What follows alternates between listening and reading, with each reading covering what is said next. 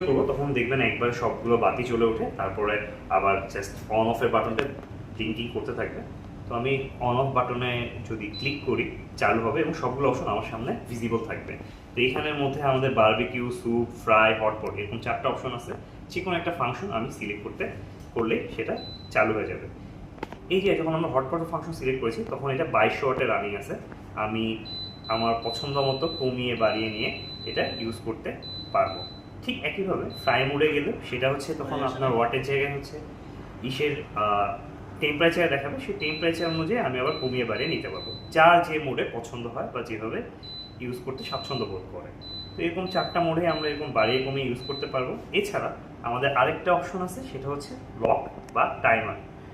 আমি যদি কিছুক্ষণ প্রেস করে রাখি তাহলে যে লক হয়ে যাবে এবং এখানের মধ্যে লক লেখা উঠবে। এই অবস্থায় আমি অন্য কোনো ফাংশন বা যা কিছুই প্রেস করি না কেন তা কোনোভাবে কাজ করবে না।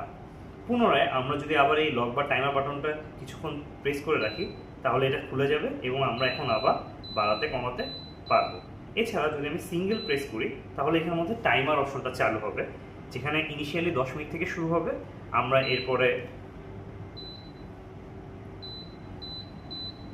সিঙ্গেল প্রেসের মাধ্যমে 1 মিনিট করে বাড়বে এবং যদি লং প্রেস করি তাহলে 10 মিনিট করে বাড়বে। এভাবে আমরা সর্বমোট 3 ঘন্টা পর্যন্ত টাইমার সেট করতে পারবো।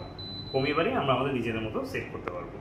তো এটার ইউনিক ডিসপ্লে সিস্টেম এবং হচ্ছে মেটাল বডি, এটাই হচ্ছে এটার মেইন ফিচার।